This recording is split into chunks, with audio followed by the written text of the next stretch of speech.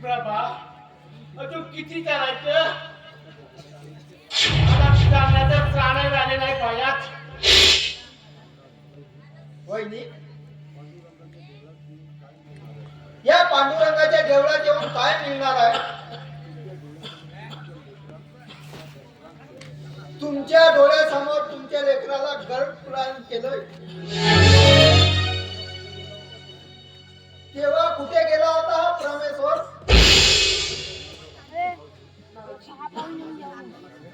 भाऊजी माझं मन मला चालते,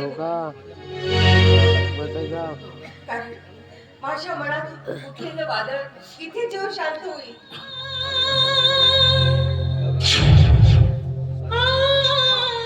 अगं प्रभा, अगं तू इथं कोणाला सोडतेस? निदान ती तरी सांग. वाळू सारखा एक एक सण औषध निष्ठत चाललाय आणि इथं काय शोधायला आली तू? तेच मला कळत नाही.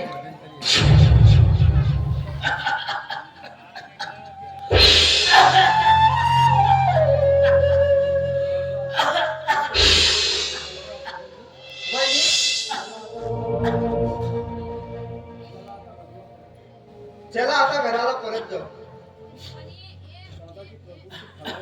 दादाची प्रकृती खालावत चालली आहे आणि आम्ही चालत राहिलो तर दादाच्या प्रकृतीचा काय होईल काही सांगता येत नाही.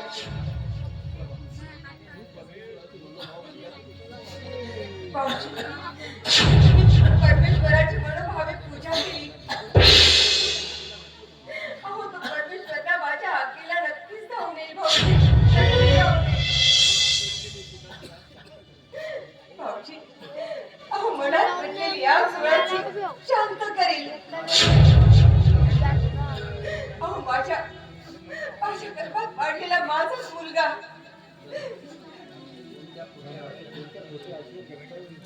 कोणत्या खोट्या आशेवर जगताय वहिनी? वेड्यागत असं काही बोलते. हातून गेलेली वेळ कधीही परत येत नाही. का असे वेड्यासारख्या वागतोय वहिनी? होय भाऊजी, होय, मला वेळच लागले. हो, मला वेळच लागले.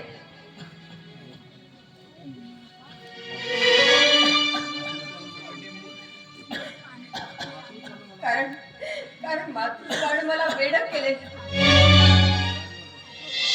प्रभा,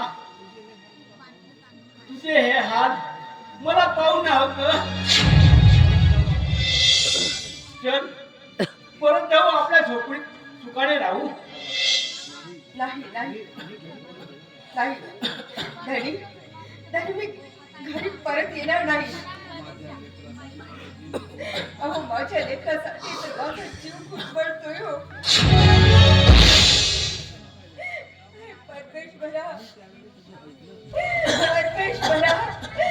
परमेश्वरा, त्यावेळी मी तुझं ऐकलं. पण तू आता माझ्या आगीला धावू दे. परमेश्वरा, तुला यावंच लागेल. ये रे पांडुरंगा विठ्ठला, ये.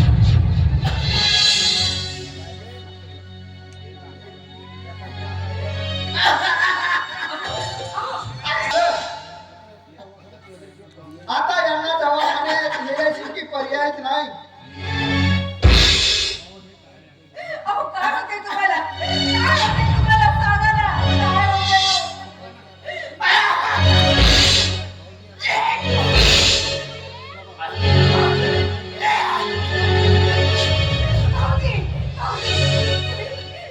तुम्ही या दवाखान्यात घेऊन चला.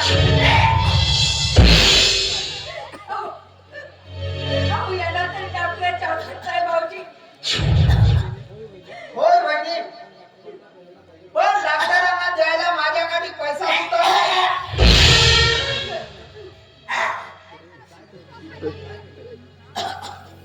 मी काय करू?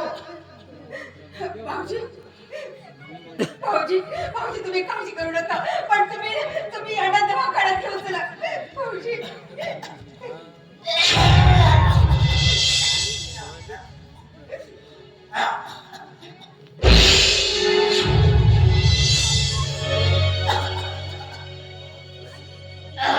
या भाऊजी या हो भाऊजी यांना दवाखान्यात घेऊन जा अहो यांना दवाखान्यात न्यायची आवश्यकता आहे हो पण मी हे घेऊ शकत नाही कारण ते तुमच्या सौभाग्याचं देणं आहे देणं. भाऊजी माझ्या जीवनात सौभाग्य